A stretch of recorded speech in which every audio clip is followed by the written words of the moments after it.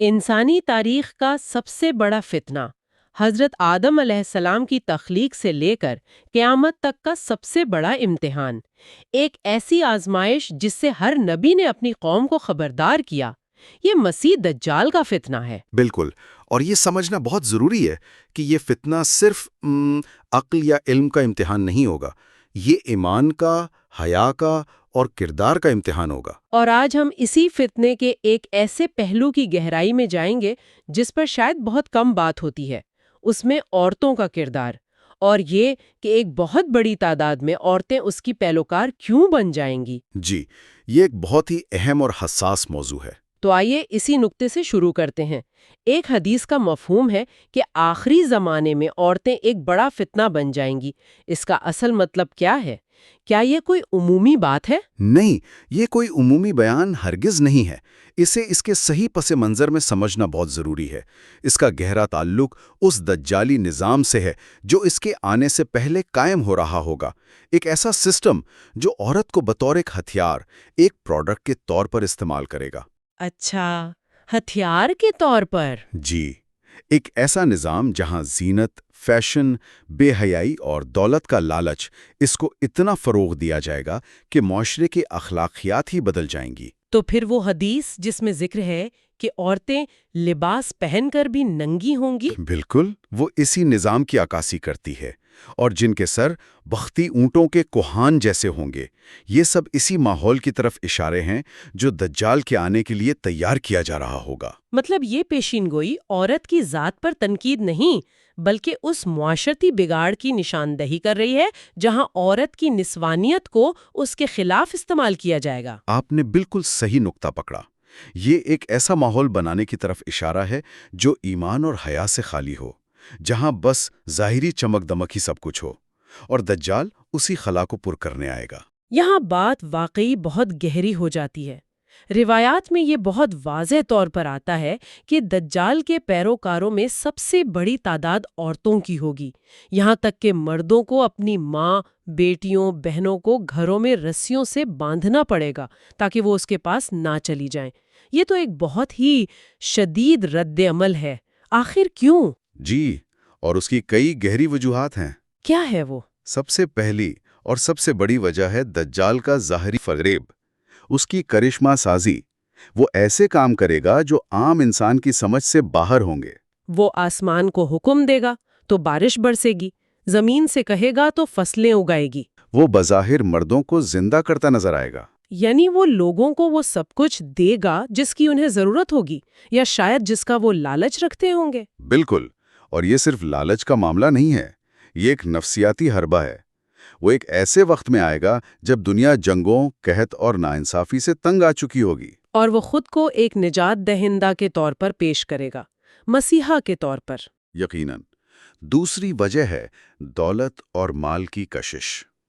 دجال کے پاس دنیا کے خزانے ہوں گے، وہ جہاں جائے گا زمین اپنے خزانے اس کے لیے اگل دے گی۔ اور عورت کی فطرت میں مال و دولت کی محبت مرد کی نسبت زیادہ ہوتی ہے، تو وہ اس کی بے پناہ دولت اور آسائشوں سے متاثر ہو کر اس کی طرف کھینچیں گے۔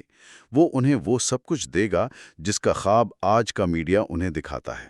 ٹھیک ہے، تو ظاہری کرشمے اور دولت، یہ تو سمجھ آتا ہے، لیکن کوئی اور گہری وجہ بھی ہے؟ جی، تیسری وجہ ہے عورتوں کی جذباتی فطرت۔ عموماً عورتیں مردوں کے مقابلے میں زیادہ نرم دل اور جلد متاثر ہونے والی ہوتی ہیں۔ تو دجال اس خوبی کو ان کے خلاف استعمال کرے گا؟ بالکل، وہ انسانیت، امن، محبت کے نعرے لگائے گا۔ وہ دنیا کو دکھائے گا کہ وہ کتنا رحم دل ہے، اور بہت سی عورتیں اس کے ظاہری بہروپ اور جذباتی نعروں سے متاثر ہو کر حقیقت کو سمجھے بغیر اس پر یقین کر لیں گی۔ لیکن کیا جذبات بذات خود ایک کمزوری ہیں، یا یہ کہ دجال کا فریب اتنا طاقتور ہوگا کہ وہ ہمدردی جیسے مثبت جذبے کو بھی اپنے لیے استعمال کر لے گا؟ آپ نے بہت اچھا سوال کیا۔ جذبات کمزوری نہیں، انسانیت کا حسن ہے، لیکن جب ایمان کی رہنمائی نہ ہو تو یہی جذبات گمراہی کا سبب بن سکتے ہیں، اور یہی چوتھی اور سب سے بنیادی وجہ ہے، دین سے دوری۔ اچھا۔ جو عورتیں نماز، حجاب، قرآن کی تعلیمات سے دور ہوں گی، وہ سب سے پہلے اور سب سے آسانی سے اس کے جال میں آئیں گی۔ جن کا ایمان کمزور ہوگا ان کے پاس وہ روحانی بصیرت ہی نہیں ہوگی کہ وہ اس کے فریب کو پہچان سکیں۔ تو اگر میں آپ کی بات کو سمیٹوں ہم، تو ظاہری کرشمے، دولت اور جذباتی نعرے تو صرف چارہ ہیں، اصل کمزوری ایمان کی کمی ہے جو کسی کو اس کا شکار بناتی ہے۔ آپ نے بالکل درست خلاصہ کیا۔ اسی لیے یہ تاریخ کا سب سے بڑا فتنہ کہلائے گا۔ تو اس سب کا مطلب یہ ہوا کہ اس وقت تمام عورتیں گمراہ ہو جائیں گی؟ کیا کوئی امید نہیں ہوگی؟ یہ تصویر تو بہت مایوس کن لگتی ہے۔ نہیں، ایسا ہرگز نہیں ہے۔ حقیقت میں اس وقت عورتوں کے درمیان ایک شدید تضاد نظر آئے گا۔ دو بالکل مختلف گروہ ہوں گے۔ دو گروہ؟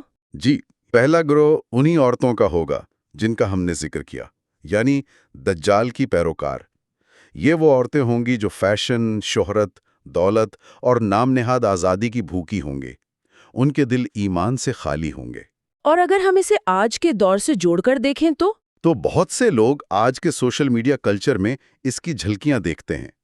جس طرح آج شہرت، ظاہری نمائش اور مادی کامیابی کو زندگی کا مقصد بنا کر پیش کیا جا رہا ہے، وہ اسی دجالی نظام کی ذہنی تیاری کا حصہ لگتا ہے۔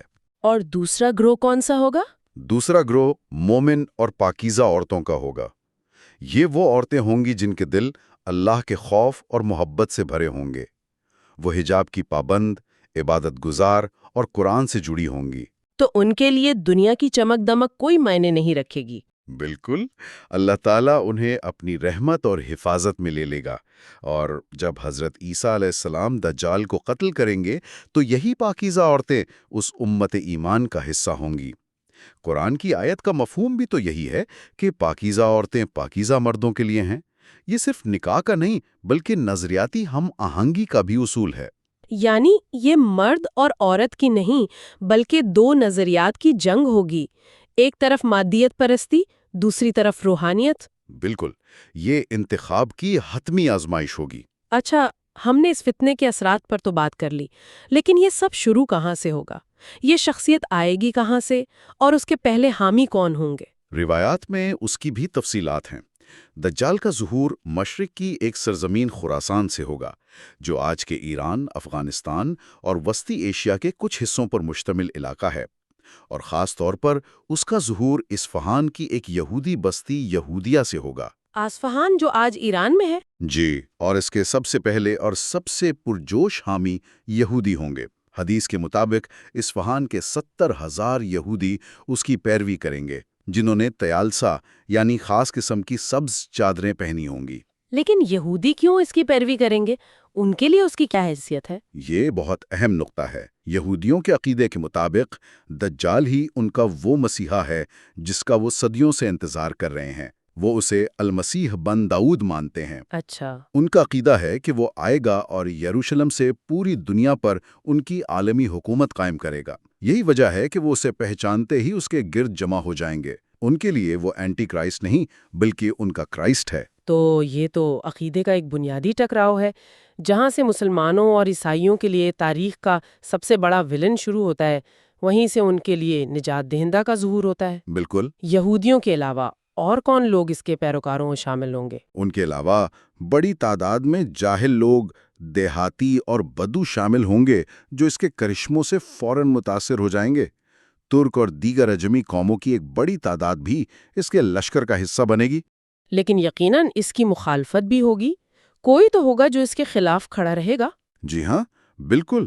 روایات میں واضح طور پر ذکر ہے کہ عرب کا ایک قبیلہ بنو تمیم دجال کے خلاف سب سے زیادہ سخت ثابت ہوگا اور اس کے فتنے کے سامنے دیوار بن جائے گا۔ تو اب ہمارے سامنے ایک ایسی تصویر ہے جہاں ایک شخص مافوق الفطرت طاقتوں کے ساتھ ظاہر ہوتا ہے، دنیا کے خزانے اس کے پاس ہیں، لاکھوں لوگ اس کی پیروی کر رہے ہیں۔ یہ تو ایک ناقابل شکست طاقت لگتی ہے۔ اس کا انجام کیسے ہوگا؟ اس کا خاتمہ انسانی ہاتھوں سے نہیں بلکہ ایک خدائی مداخلت سے ہوگا۔ اس کا خاتمہ حضرت عیسیٰ ابن مریم علیہ السلام کے ہاتھوں ہوگا۔ یعنی اس فتنے کا جواب آسمان سے آئے گا؟ بالکل۔ جب دجال کا فتنہ عروج پر ہوگا تب حضرت عیسیٰ علیہ السلام دمشق کے مشرقی سفید مینار پر نازل ہوں گے۔ اور پھر وہ مومنین کو اپنے ساتھ جمع کریں گے اور دجال کی تلاش میں نکلیں گے۔ दज्जाल उनको देखकर भागेगा और वो उसका पीछा करके उसे बाबे लुद के मकाम पर पकड़ लेंगे। बाबे लुद, ये आज कहाँ है? ये आज के इसराइल में तल अबीब के करीब एक एयरपोर्ट की जगह है। और वहीं आखिरी मार्का होगा? जी, इसी मकाम पर हज़रत ईसा अलैहिस्सलाम अपने नेज़े से दज्जाल को कत्ल कर देंगे। हदीस में आता है कि दज्जाल हज़रत ईसा को देखते ही ऐसे पिघलने लगेगा जैसे नमक पानी में घुलता है। और इसके पैरोकारों का क्या होगा? उसके कत्ल के बाद उसके यहूदी पैरोकारों के खिलाफ भी एक फैसलाकुन जंग होगी।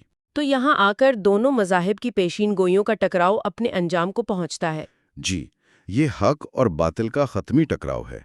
मुसलमान हज़रत ईसा अलैहिस्सलाम के नुज़ूल का इंतज़ार कर रहे हैं ताकि वो नबी आखिरुज़्ज़मां सल्लल्लाहु अलैहि वसल्लम की शरीयत के पैरोकार के तौर पर अदल कायम करें।